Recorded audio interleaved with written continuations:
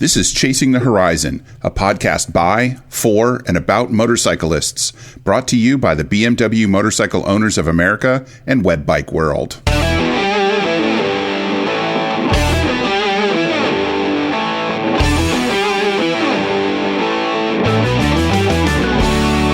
Welcome to episode 138. I am your host, Wes Fleming, and our guest this time is Scott O'Sullivan of RiderJustice.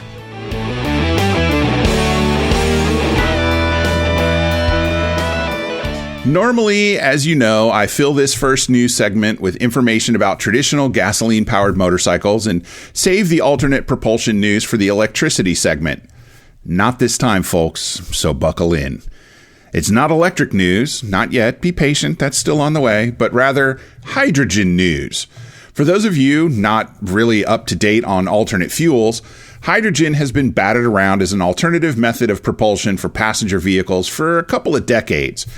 Nobody's ever really talked much about creating a usable hydrogen fuel cell for a motorcycle, though, probably for reasons involving science beyond my comprehension.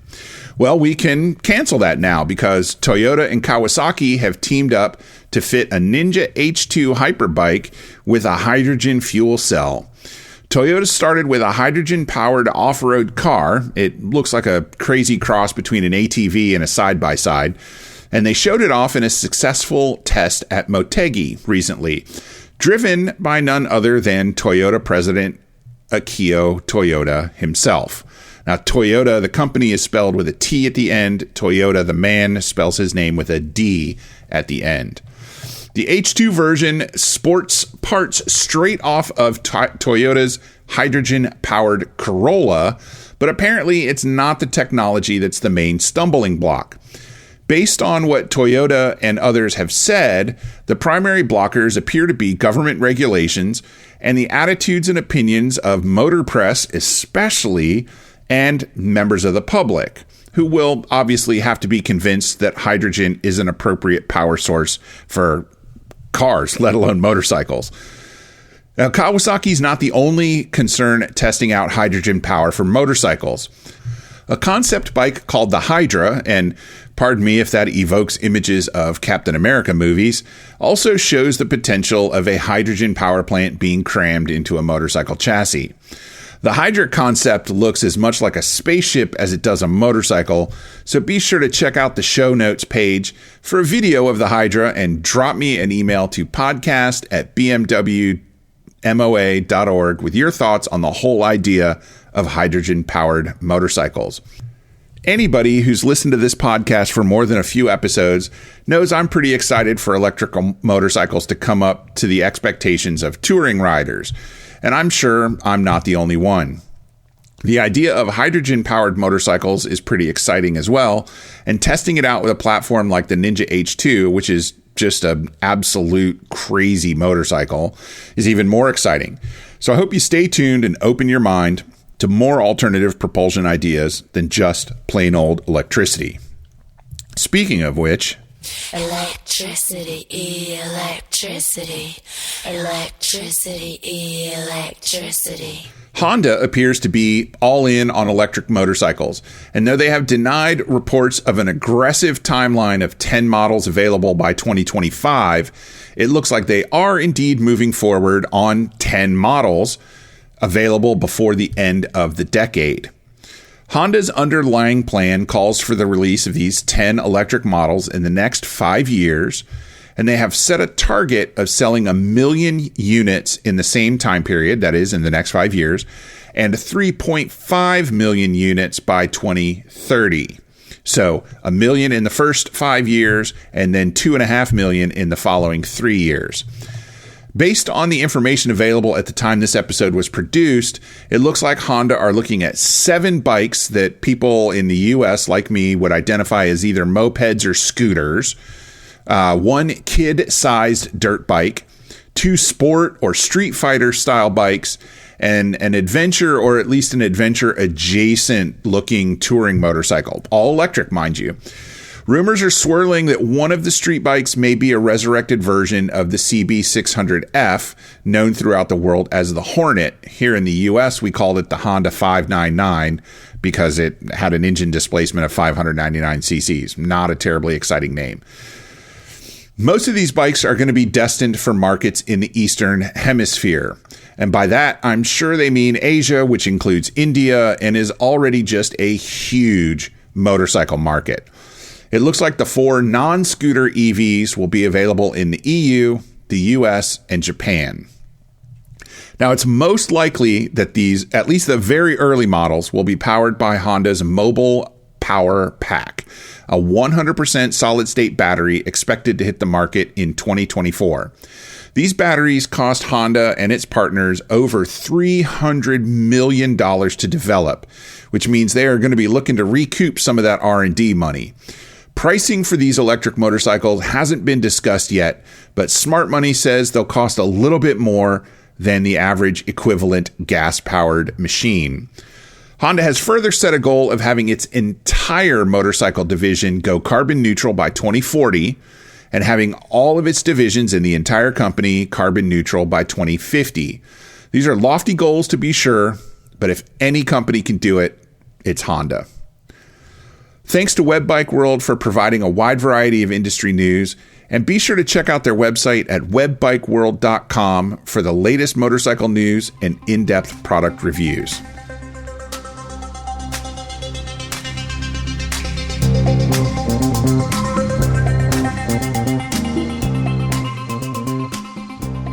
Joining me today on Chasing the Horizon is Scott O'Sullivan of RiderJustice or Riders Justice? That's a great question. It's RiderJustice. Scott O'Sullivan of RiderJustice. Scott, welcome to Chasing the Horizon. It's good to have you. Thanks, Wes. I really appreciate it. It's so fun to be here. Well, I'm glad to hear that. And I suppose that depends, we don't have any confidentiality issues since we're broadcasting this or anything. No, of course not. When else do you get to talk to a lawyer for free? Yeah, I know, right? I'm trying to think the last time. Well, luckily, I don't have a problem right now. So, it's working out pretty good. So tell me a little bit about your motorcycle history, how you got, I call it the origin story, because I'm always fascinated by how people got introduced to motorcycles, whether it was through a sibling, a parent, a neighbor, I got divorced and I decided to do it, that kind of thing. What's your story? Yeah, no midlife crisis. It started for me when I was a kid. I actually grew up in New Jersey. What exit? Oh, why? Is your mom a truck driver? That's the best comeback I've ever heard. I'm sorry. So you grew up in New Jersey. Sorry to any moms out there that are truck drivers. But, no, that was awesome. I'm going to use that because I know a bunch of people that live in New Jersey. Yeah, I've heard that joke my whole life. So yeah, I stole that one from somebody else years ago. So I grew up actually, believe it or not, on a farm in like Western New Jersey.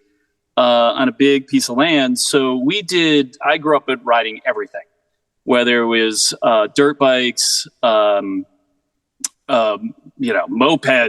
snowmobiles, ATVs. We had a 6-wheeler that could like float and do crazy stuff. And it kind of had like tank tracks. And then of course, all the regular tractors and all the other stuff. But so for me, it really kind of started in earnest. You couldn't get a driver's license in New Jersey until you were 17. Okay. And I started with a farmer's license. I was lucky enough to be able to do that.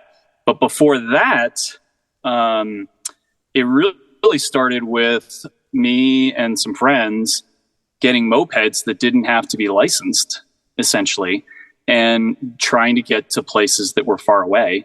And riding roads and then riding off road and doing stuff in the dirt and stuff like that. So that probably started when I was, oh my God, I don't even know, 14, 15. And we'd ride into town, which by car was a half hour away. So you can only imagine on like a less than 125 cc, how long that took us to get there. And uphill, what it felt like both ways. So that kind of really started me on it. And then gradually kind of graduate from there. My origin story actually has some tragedy in it, where a good friend of mine died essentially on our road when I was in law school. They think it was either a deer or something else got in front of him, and he ended up hitting a tree. But, Mark had his whole life in front of him. And so I took a break, I'm going to be honest with you, for a while after that. And, I mean, he just had the whole world by the tail, with a great future, with a company that his family had. And it was devastating for me, his really close friend, Joe, in particular. And anyway, so sorry to go dark there for a second, but no, it's okay, because it reminds people that not everybody recovers immediately from a crash, whether or not they're involved in it. And some of us might never come back to riding as a result. So, the fact that you had a friend get killed on a motorcycle should give you pause. That's an opportunity to reevaluate if that's something that you really want to continue doing, because we constantly, in all aspects of our life, are constantly measuring risk versus reward. And absolutely, to make that decision to take a break, you're in a period where the risk outweighs the reward. And so you move on until that shifts back in your life. Yeah. And I agree. And when I started as sort of a baby lawyer, and one of my first, motorcycle cases was in 98. I had a lot of thoughts about Mark during those time periods, and it sort of further endeared me and sort of wanted me to get closer to the community. And that was really the beginning of me doing more grassroots stuff in the motorcycle world, nonprofit stuff, helping with rides and things like that. And, the closer I got and the longer I've been involved, the more I do go out on rides, the more that I do try to get out and be out there. And I think that's what is drawing me towards the ADV world, because it's so close to kind of what I was doing back east, without knowing that's what I was doing back east. And, I think the more I get involved in the world of the motorcycling world, the closer I am. I'm building out a bike right now that is an old Honda CB 350 that I'm turning into kind of a scramble / brat, lightening it up, using it up, by my property up in the mountains, and trying to enjoy it that way. I live in the heart of Denver, and that comes with its own risks in Denver right now. I think people are a little bit crazy. So, well, and you also tend to have a little bit in the shoulder seasons, you have weather to deal with. It's pretty clear when it's cool to ride and when it's not cool to ride. You either have snow or you don't. But it's those transition periods that can be a little sketchy, especially in the mountains. Absolutely, and with sand on the roads and other things that go with it up in the mountains, for sure, is always a factor. But that's part of the deal.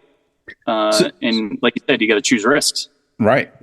So when you were finally old enough to get your license and had a little bit of money where you could buy a street bike, what did you gravitate towards? Were you a UJM guy, or were you you wanted a ratty old Harley that you could work on, or what? It's been more, I have this weird fixation because I have an old 72 Chevelle that I grew up with that I've restored. Nice. And I'm in the process, like I said, of restoring this old 72 Honda. My brain and my taste gravitate towards classic old. Okay. I love, I was just out on my friend's Ducati Scrambler, and I love that bike and I love riding it. And I'm, it's either that or like a Triumph. That's where my brain kind of goes to. Cool. I may end up being more on a dual sport. It'd be get an old dual sport, an old Yamaha, and have that up in the mountains and kind of use that for a little bit of camping, fishing. hopefully I'm not offending too many people as I'm talking about all these things, but because I know I'm on a BMW channel, because I love those bikes. I think I'm just not there yet. Yeah. And I think that's a little bit of being intimidated or timid on it. And I just got to, find a friend and let me ride it a little bit. Yeah. Well, I'll let you in on a little secret. I have one of my best friends, one of my best motorcycle buddies, has never owned a BMW. Has no interest in owning a BMW. He loves Triumphs. He just got his second Triumph. And he has no interest in BMWs, despite my entreaties to the contrary. Right. So not everybody is into the same thing. And I came up on Japanese bikes. I was a CB 750 guy through and through. I never looked at another bike until I did. And then, that's kind of how that goes. And even right now, I own a non BMW. So we're brand agnostic here at Chasing the Horizon. Okay. That's good. We just want to make sure you ride. So I know that so here, I get to ask you all the questions that I've always wanted to ask somebody. What's the difference between an attorney and a lawyer? Oh, really? I think grammatically, there's no real difference. I think it's just the matter of your preferred grammar. So how do you introduce yourself? If somebody says, "What do?" Do you say, "I'm an attorney," or do you say, "I'm a lawyer"? I usually use the word lawyer, actually. Okay. Usually motorcycle lawyer. And, I think within that question, there's another question, which is, what's the difference between, different types of lawyers or attorneys? And I would consider myself first and foremost a litigator. Okay. I'm a trial lawyer. So I don't do contracts. I don't, do wills or estates or any of that kind of stuff. So my world is in civil litigation, and have been doing that now since I've been a baby lawyer, so 26 plus years. Gotcha. Yeah, law has specialties just like medicine does. Not every doctor is a foot doctor. Not every lawyer is a contract lawyer. So right. That makes sense. What about it? And now it makes sense to me that somebody who rides motorcycles would be attracted to being a trial lawyer, because I feel like that's kind of the law version of riding a motorcycle. It's immediate, it's exciting. There's a high risk, high reward. You can win big or flame out big, depending on your approach. But maybe this is the first time anybody's put that together. What was it that attracted you to working in a courtroom on cases like that, rather than, kind of behind the desk, behind the scenes? It started when I was back to being a baby lawyer. I was a prosecutor for small town, but it's a suburb outside of Denver and North Glen. And it was just sort of like this contract job for this first firm that I worked for. And we would come in and be the prosecutor for the town a few days a month. And that gave me the first real taste. I dabbled in, I was raised my dad was a Chevy dealer, and I was raised to run that business. And I thought I'd do small business sort of work. And I found that to be uninteresting for a good part of it. And then I thought I was maybe going to be an environmental lawyer when I was in law school. And those cases just drag on literally for decades with not very satisfying results either. It's so on the civil side or in the litigation side, you first usually start on the plaintiff side. You start with these claims, you're helping people, you're getting them through everything. And this is where the motorcycle side comes in. My clients need huge amounts of help. And whether it's helping them find doctors or navigating the insurance system before we sue. And then if things don't go the way I want them to go, meaning it's not satisfying whatever's being offered before we sue, then there's the litigation side, which you're right. It's all really just strategy, and it's all pushing whatever case we have like it's going to trial and always prepared that way. So there's a lot of gamesmanship, chess, almost like chess moves. And we don't get to hide anything in our litigation system. Oregon does. It's weird, but not in Colorado and most of America. So you just got to hammer them over the head. Right. And thankfully, I've never flamed out. But, it's that, to me, it's more of a vocation, I think is what it's turned into for me over the last 20 years, rather than just this numbers job thing. Gotcha. Which I think if I was sitting behind a desk and billing by the hour on some mindless, mergers and acquisition thing, I wouldn't like my day very much. Right. And there are other people who just absolutely thrive in that environment. We're all wired a little differently, Exactly. So one of the things, I'll be open with you. I've been through the process. I got run over by a car riding a motorcycle. And so let's say that if I'm coming to you, or I just ask this question. Yeah.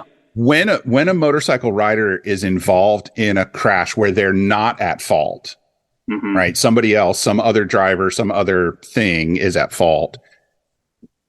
And I kind of think I know what you're going to say, but should we try to deal with it on our own, or should we just find a lawyer immediately? I do really actually think a little depends on the nature and extent of your injuries and also what state you live in. Okay. Some states have PIP coverage, which is that sort of no fault state where if you're lucky enough, they just kind of, your insurance, regardless of fault, just starts covering all your medical bills and kind of gets you on your way. They're mostly try to avoid motorcyclists, to be honest with you. So a lot of the states that have no fault don't actually have PIP coverage for motorcycles. Florida is an example. And there's other cases where it like in Colorado, which is very similar to a lot of other states, it just gets complicated because you've got a combination of dealing with your health insurance, dealing with your motorcycle insurance, dealing with the other side's motorcycle insurance. Who comes first? Are there multiple policies that stack? And it's this navigating this scene, especially in these fault states, or a fault state, a tort state, where essentially you can't do anything or take any money without getting approval sort of down the line, whether it's from your health insurance company and having to deal with them and pay some of the money back because they have a subrogation lien that you had no idea they had, or getting permission from your underinsured motorist coverage on your motorcycle to settle with the at-fault carrier first. And so it does get complicated.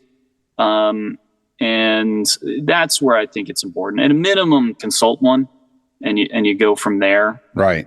If you have minor injuries and your bike is fine, I'm not sure you need one, to be honest. And a lot of those, we just kind of consult with them and talk to them. Yeah. Yeah. We do help with property damage for free. So that's part of it too. Like sometimes you're laid up and, what are you doing with your bike? And we just kind of help you start that process. Yeah. I know that can be done before all the other stuff. The hard part for me was trying to, because I was pretty grievously injured. I had some really bad leg injuries. It was clear. I left the scene in an ambulance. There were surgeries involved, the whole 9 yards. Of course, this is now almost 24 years ago. So it's been a good long while. But you're living it now. I can see it doing on your face. Yeah, I'm doing just fine. Most of the time. I talk about this with my therapist sometimes too. The big concern for me was the medical insurance. So I had decent insurance through my employer, but it wasn't too long before I started getting letters from them saying, "Hey, we understand this was a motor vehicle collision. You were not at fault, so we're going to need that money back." And my first thought when I got that letter was, I got to pay all this. I got to pay these hospital bills back, And no, that wasn't it. They just didn't know who the other insurance company was yet. It hadn't made it all the way through. Yes. And that's when I started and cause I was dealing with all these injuries and all this medical stuff. It was a lot easier for me to reach out to a lawyer and say, "Hey, listen, this is what happened. I don't want to deal with it. You deal with it." And then, have him call me every couple of weeks and ask questions and give information. And, it took a couple of years for it to all wash out. But from where I sat, not having to deal with it was worth the chunk that I gave to the lawyer at the end of it. Yeah, absolutely. And the other part of that, and you alluded to it, is that subrogation right, the right of your health insurer to get paid back something, right? So our job is to make sure they get paid back as little as possible.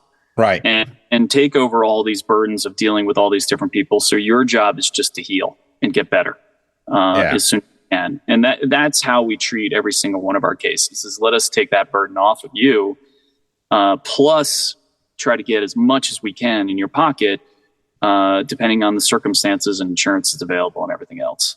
One thing I wish I had known then was what the injuries were going to do 20 years down the road. Because now, I still have some physical issues that are directly traced back to that crash and, getting put back together by doctors afterwards.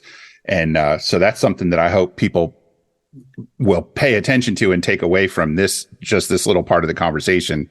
It's not just about what happens in the immediate aftermath of the crash.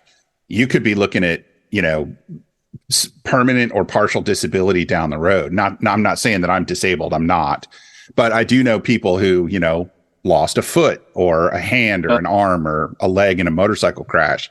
And that's, much worse than what happened to me. But, we don't always think down the road. So I think having a lawyer to do that kind of thinking for you and kind of take that big picture is really helpful. Yeah. And I totally agree. We have situations where our clients are kind of pushing to resolve and they're not done treating yet, or it's the kind of case where there's really big policy limits out there. But I get it. They got to pay their bills. They're in a situation where they're, on the verge of being upside down or who knows what. And we always just sort of plead with them, like, just so that we can figure out what your permanency is going to be, so we can make those claims, so we can try to push it, or we have to bring in outside experts like a life care planner or a functional capacity expert or somebody to help us project into the future. Right. And, most times they listen to us, but there's times when I get it. The decision to settle is theirs. I try to talk about them sometimes, but motorcycle riders can be a little stubborn sometimes. I'm just maybe I'm just what do they call that? What is projecting? Projecting, yeah. Because I am a dream to work with. I let everybody have their way, of course, all the time. No, that's not at all true. But that's dealing with kind of the aftermath of a crash. Is that kind of where RiderJustice focuses? It's a yes and no. So really, the reason I started RiderJustice, because that's sort of the DBA of my law firm, which is the O'Sullivan Law Firm. Okay. I started RiderJustice, I'm forgetting now, 5 or 6 years ago, when I really got involved with community activists trying to change laws in Colorado to get phones out of people's hands. And this is now going to be I know. This is going to be year 5. I'm back in discussions with legislators right now. And we're negotiating now on things that should be non-negotiable. I'm not sure I'm going to agree to what they want to right now, which is make it a secondary offense, not a primary. So it really kind of started with being the advocacy arm of my law firm. And so it started in the legislature. It starts with community activism. It started with community events, us giving talks about kind of almost like what we're talking about today, like, please do this, get this kind of insurance. This is what I wish everybody had. Things like that is kind of really it started. And now it's molded more into the whole package, the litigation side, but the whole side, but really with an eye towards overall safety for riders, making a better, more welcoming environment. Things like that is really what we push for. Yeah, and that kind of work is both really important and really frustrating. I know because I live in Virginia, and every year we have this little. I live right outside the state capitol, so the legislature is here for 3 or 4 months of the year, and they have lobby days, and we're allowed to come in and visit our representatives and all that kind of stuff. And we were kind of instrumental in, I don't mean me specifically, I mean we motorcycle riders were instrumental in getting the hands-free, no phone in your hand law bumped from a secondary offense to a primary offense, which just took place, I think, this past summer. It might be a little bit longer ago. Another thing we worked on was, as all motorcycle riders know, street riders know, you don't always get a green light. You can sit there for a long time and not get a green light. So now in Virginia, we have a law that allows us, after a certain number of cycles or a certain period of wait, to proceed safely, of course, through a red light that isn't changing. And that's kind of one really specific motorcycle related law that dead red lights. Yeah. That we worked on. I helped pass one of those in Colorado about 2 years ago. So are you guys working on filtering at all? Or lane splitting, as some people call it? Lane splitting. That comes up once in a while. I am sort of agnostic on it. I'm probably getting myself a little bit of trouble when I say this, but I'd prefer a helmet law first and then lane splitting. And I get yelled at every time I say that. Not from me, brother. Not from me. So I'd rather that first. And we're not really in an LA kind of situation or a California situation where we really have dead stop, slow traffic where, you just got to keep moving as a rider. Right. And we also have terrible drivers from all across the country now who are scared to, like you do, Virginia, I'm sure. Right. And so where they're already scared to death, the motorcycle riders. So I think it takes some time. I'm not anti-lane splitting. I'm just worried. Yeah.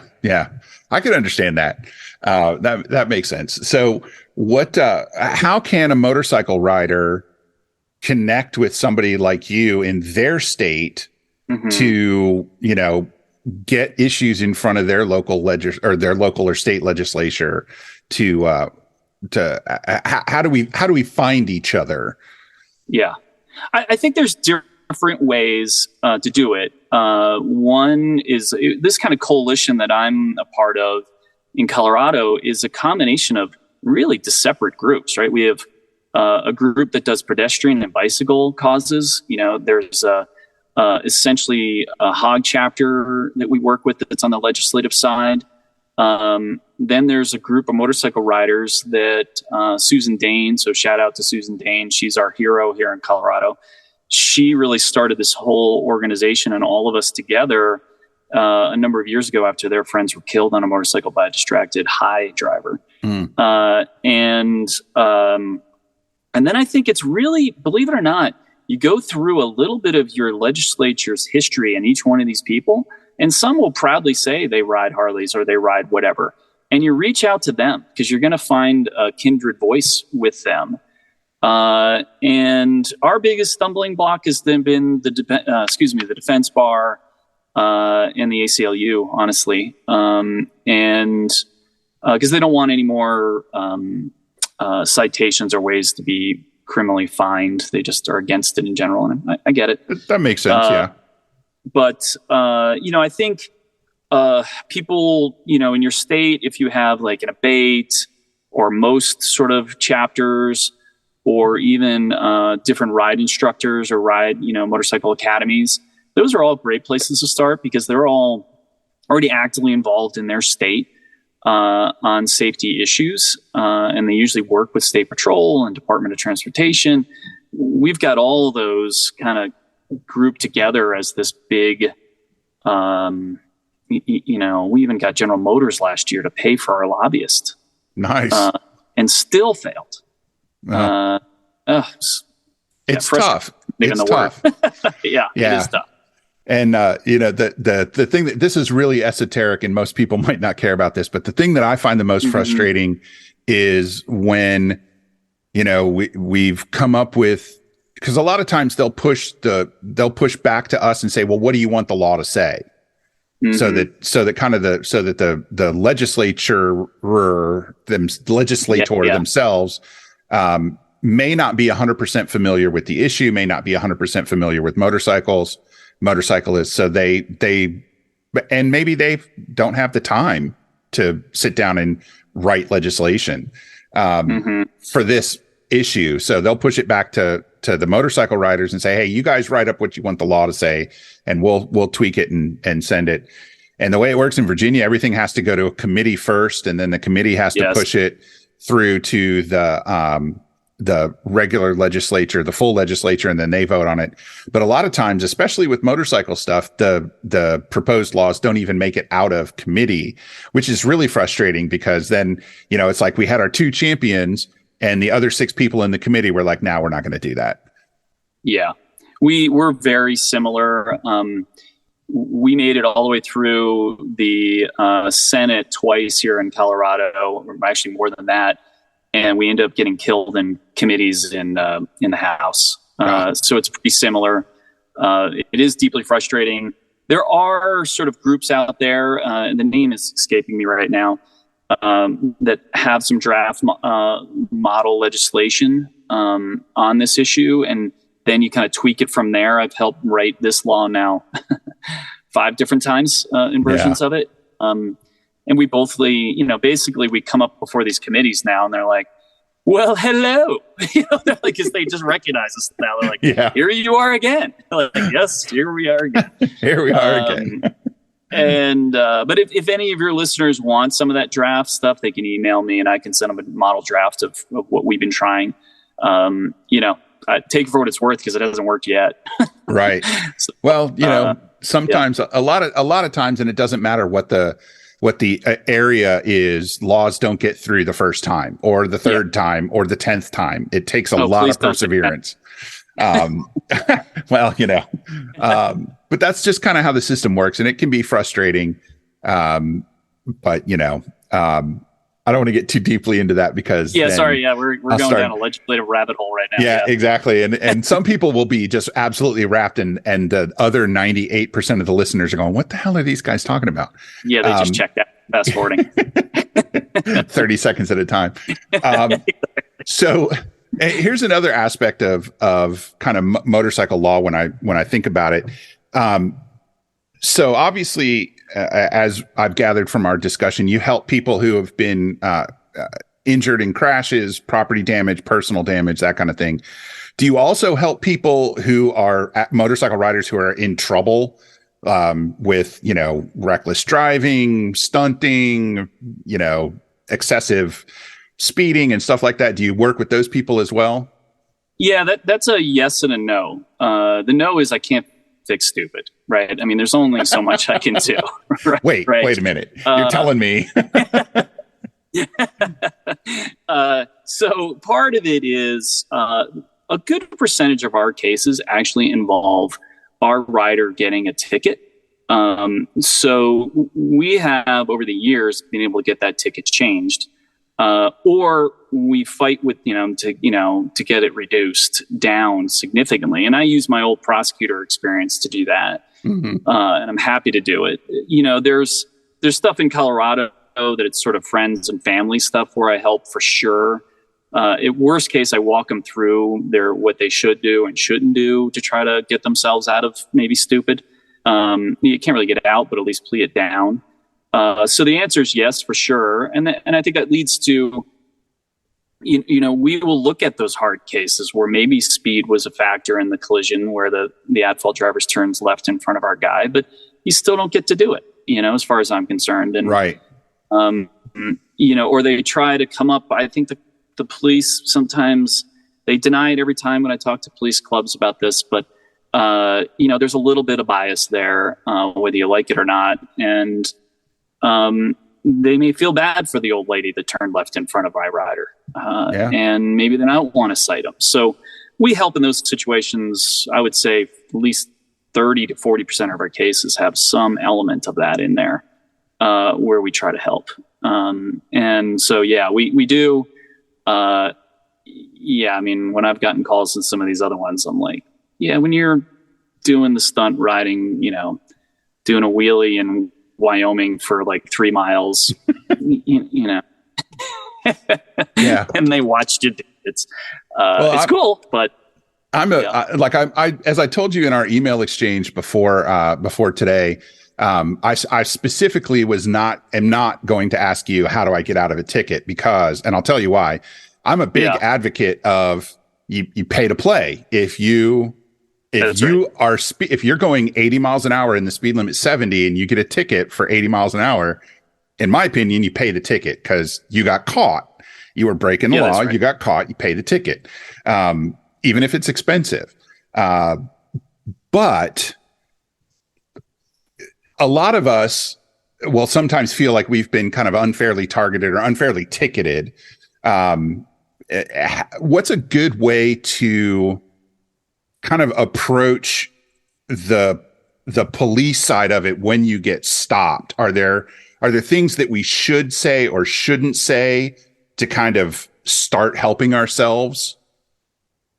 Well, what my dear friend criminal defense lawyers would say would be, yeah, you don't talk to cops. You don't say anything. Yeah. So you start with that. But in a situation where, there's multiple contexts usually in a collision situation like we have to deal with, our rider can't defend themselves at this point. Right.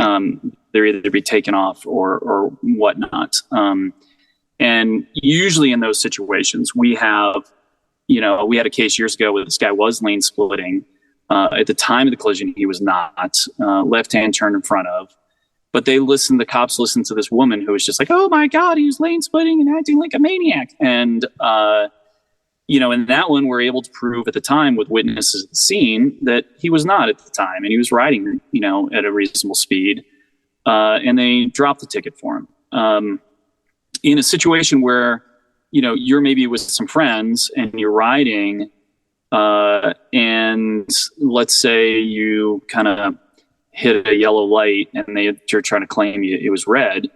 I think it's an easier call to just try to say, just to try to talk to him about it and see what he can do. Yeah. And,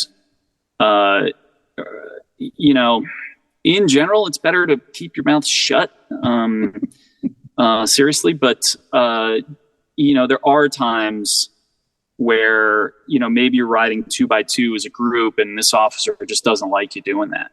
Right. Where I see the real problem is, we do a bunch of work with different clubs, and maybe their rockers are, offensive to these cops, and maybe they're part of, different clubs that are 1%ers, and they're just getting pulled over to get pulled over. Right.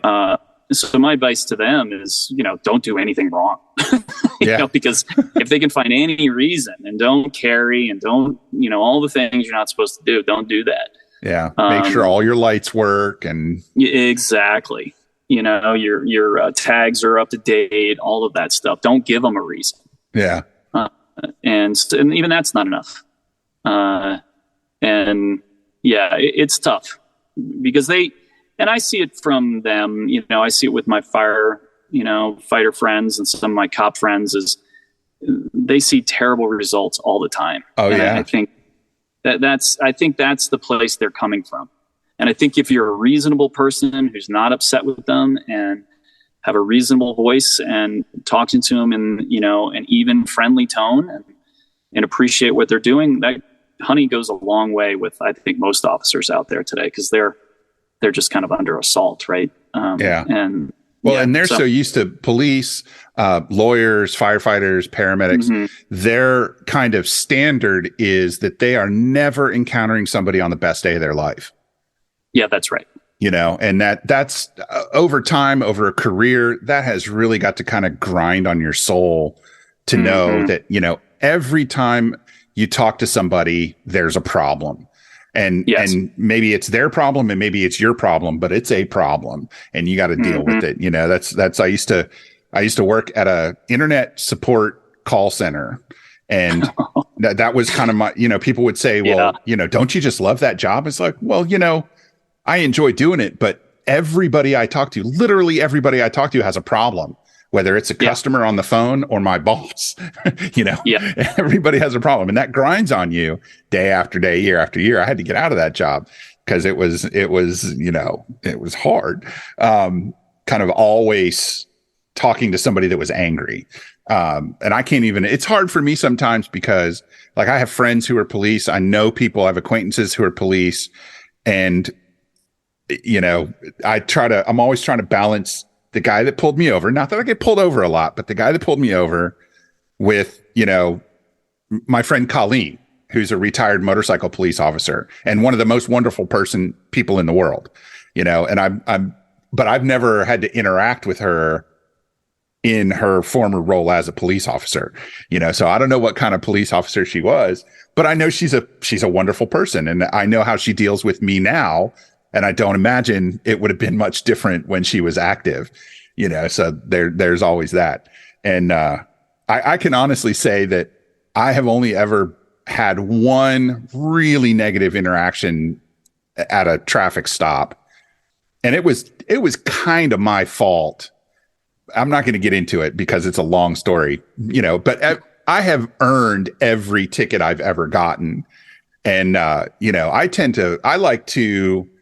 I rarely will prepay anything but a speeding ticket or pay through the mail. If I get anything but a speeding ticket, I try to ameliorate the situation, whether it's like I did get popped once for reckless driving on a motorcycle.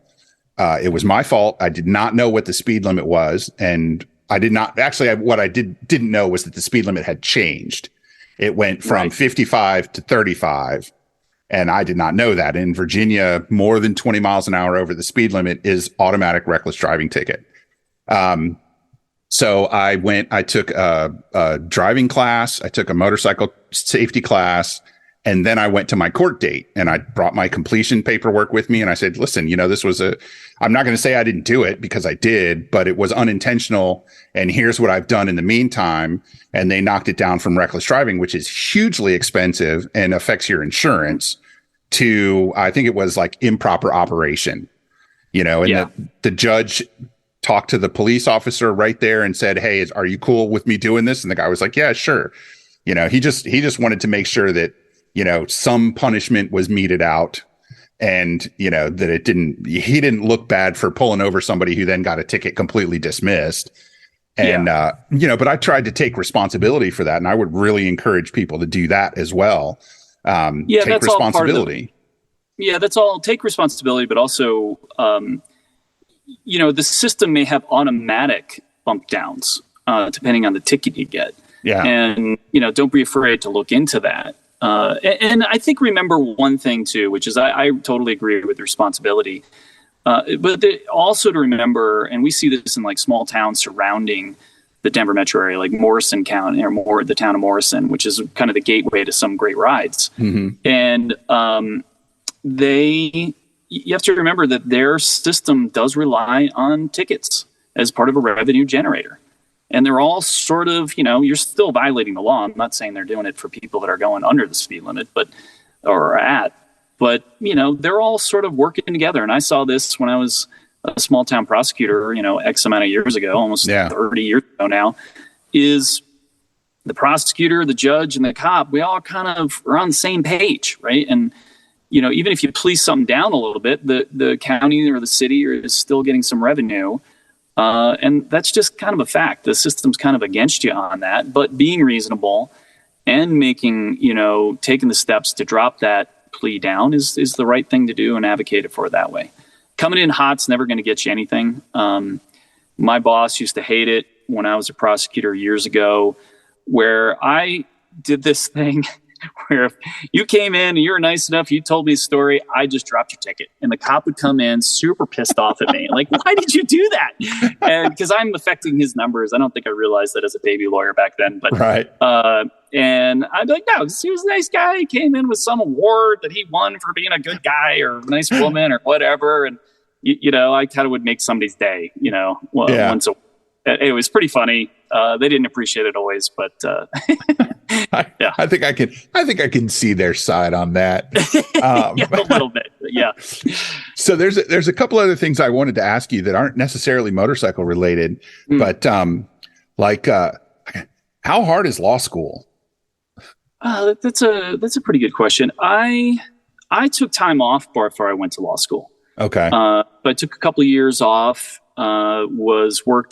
Worked in the dealership for my dad for a year or so, and then went to become a ski bum because I knew I was going on to law school. So I did that with a few friends and had some fun. And so by the time I was ready, I had matured a little bit more and was ready and focused. And I treated it like a job.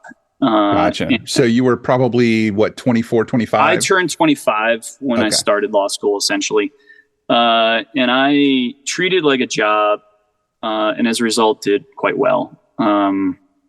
And the first 2 years is kind of learning how to play the game, first year in particular. And by game, I mean, what teacher requires what and how do the essays work and things like that.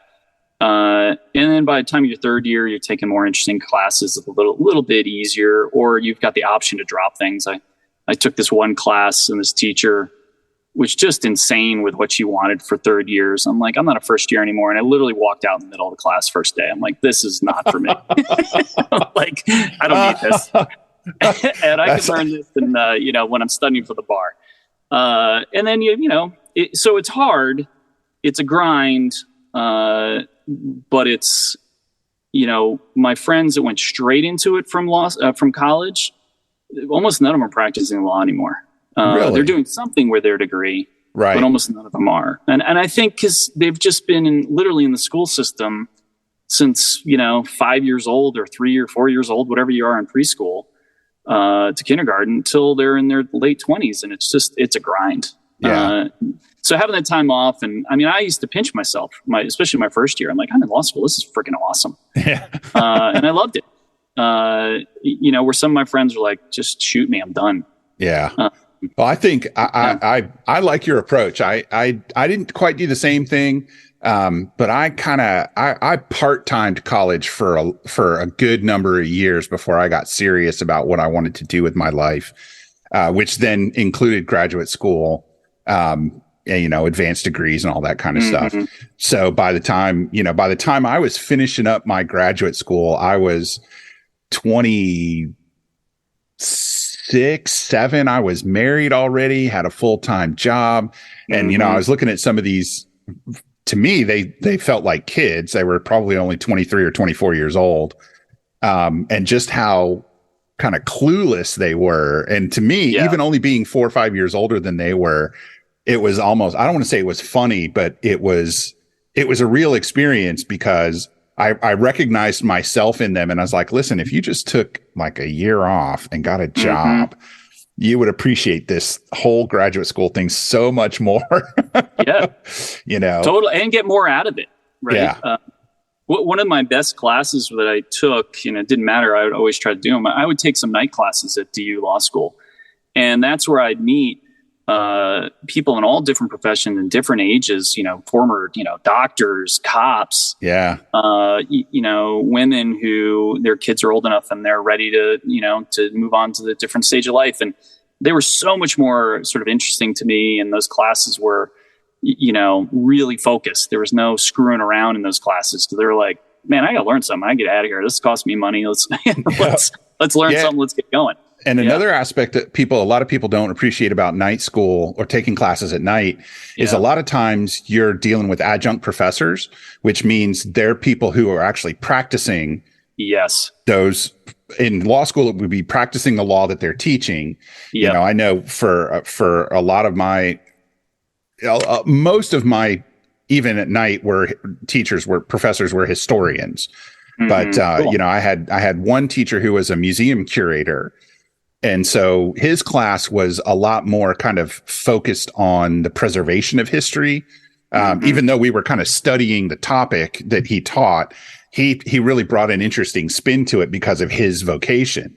So, I always encourage people, go to take classes at night because you have a much higher chance of having a professor who does what they teach. Not that not that your daytime professors weren't also at one time probably practicing lawyers, but most of those kind of full-time assistant, associate, full professors are not out in court practicing law. Right. Totally agree. And, to your point, they're also, the adjuncts aren't doing it for the money. Oh, hell no. We had a couple teachers that are professors that, were practicing full-time law, and, they would have a party for us at the end of the semester. It was like, what am I going to do with this $1,000? This is stupid. And let's all go to the bar. Yeah. And, and we had a ton of fun that way. That there was a bunch of them that are just doing it because they love to teach. They love their subject. They're doing it because they want to do it, not because they're trying to make a career out of it. Yeah. Yeah. I turned my teaching money into motorcycle parts. Awesome. Exactly. On a regular basis. That's what it's there for. So I don't have to take that out of the account that pays for my mortgage. That's right. Well, Scott, it's one thing I want to make sure is tell us where people can find you and RiderJustice on the internet, because all things being equal, that's what they're going to do. They're going to go sit in front of a web browser and they're going to type what into the web browser to find you. RiderJustice.com. Is the easiest. The easiest way to reach me is Scott at RiderJustice.com. You can also text us directly in our main number, which is 303-388-5304 if you have any questions. So we get a lot of questions through that. And that can also be accessed through our website as well. It's a click to text kind of thing, is the easiest. If you want to dive deeper into my law firm, the main firm, O'Sullivan Law Firm, it's o'sullivanlawfirm.com. Do you guys go to motorcycle events and things like that too? Oh, yeah, tons. That's how you and I kind of got hooked up, right? So we were at the Overland Loveland event. I've been sponsoring the moto parties now at the Overland Expo now for, this is our second year. Shout out to Eva if she listens to this at all. I love her. And yeah, we do a ton of events, whether it's Overland Expos. We do a Durango event, a Four Corners Motorcycle Rally. We have a big event in December, the Motorcycle Expo here in Colorado. It's a big motorcycle swap. And then lots of just rides and events where that's really how we interact. You're not going to see me on a billboard. You're not going to see me on TV. We don't do any of that kind of stuff. It's more really just kind of celebrating and supporting the community. No crazy Eddie television commercials. Oh my God. I'm so glad you know that. I grew up listening to all of this when I was a kid. I remember life before cable. I mean, I know I'm in my early 50s, Same. but I definitely remember life before cable. And our prices are insane. Yeah. I kind of miss, you see those every now and then, kind of late at night. But I kind of miss those homegrown local commercials where a lot of fun. Cause I'm all unplugged now. So if it's not online, I don't see it. Yeah, it's true. We just lost this used car dealership, and I can't even remember what their shtick was, but they had a shtick, and it closed after 30 years. And I've been in Colorado basically 30 years, and they were the perfect little shtick on TV and ubiquitous kind of everywhere. And the news I just saw closed. So they were our version of Crazy Eddie. Our prices are insane. And yeah, do you remember the Carvel commercials with Blimpie? Yeah, with the whale. God, those things are stuck in my head too. They're never going away.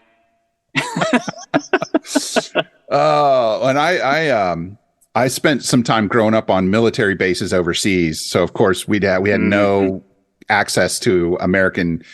We saw American programs, but they were, broadcast on AFRTS, and there were no commercials, no real commercials. So we got be careful what you say on the phone. You never know who's listening. I remember FODs, foreign object damage, because I lived on Air Force bases, so you can't leave stuff lying on the flight line. Some of those really crazy. And of course it was during the Cold War. So, they all looked like, They all look like Boris from the Rocky and Bullwinkle cartoons. It's good stuff. But we have gotten way off track, and I apologize for that. I want to thank you very much for spending some time and coming on and talking. I hope I didn't ask you any questions that would get you in trouble with the Colorado bar. No, not at all. Like you said, you take responsibility. I warned a few of them, like, I know I'm going to get hate mail for this one, but here's what I'm going to say. Well, good luck with that. And if any hate mail comes to me, I'll be sure to forward it to you. Yeah, that's right.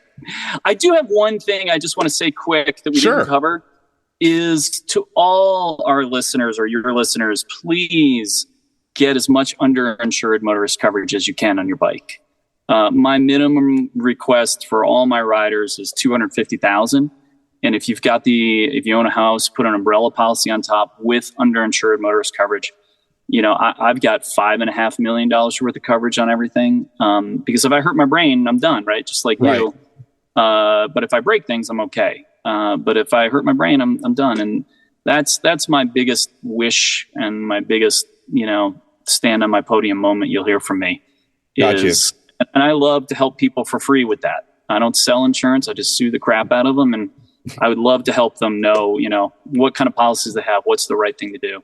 Yeah, that's really good advice, because I have an umbrella policy, but I don't know if it includes any kind of wordage for underinsured motorists. I know that I can tell you it does not. Without asking for it specifically, it's an add-on, and it doesn't cost much to add on. My $5 million worth of coverage costs about $680 a year. And so when they added it on, it just went up just a smidge. Gotcha. All right. So you have to ask for it. With insurance, assume nothing. Yeah. I mean, I don't want to disparage the insurance industry, because it's really important. Yes, but, totally. Their whole goal is to give you as little money as possible in the event of a claim, because that's how they make money, is by keeping the money. Yeah, that's exactly right. They'd rather spend it on advertising, which they spend way more than they do on claims paid out.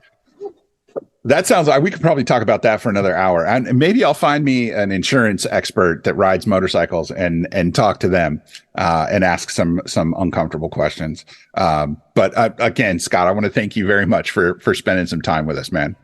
Yeah, thanks, Wes. It was a real pleasure. I really appreciate it.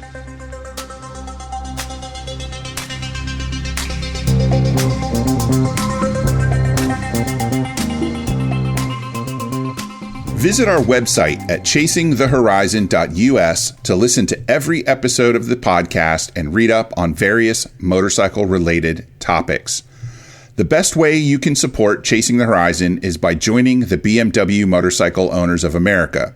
Yes, it says BMW right in the name, but we absolutely do not care what bike you ride. We know what's most important. The MOA is all about the community of riders, not a single brand. You can join as a digital member for $39 a year or as a traditional member for $49 a year. The biggest difference there is digital members don't get a hard copy of our monthly magazine in their mailbox. They access the BMW Owners News online. Each membership supports digital offerings like Chasing the Horizon, the Ride Inside with Mark Barnes, and everything else the MOA does. Find out more at bmwmoa.org. And ride along with us on the internet. Chasing the Horizon is on Facebook, Twitter, and Instagram. There's a mailing list with exclusive content and giveaways that are only open to subscribers. You can sign up for that at tinyletter.com/chasingthehorizon. We'll see you out there somewhere on the road or off it. Ride safe.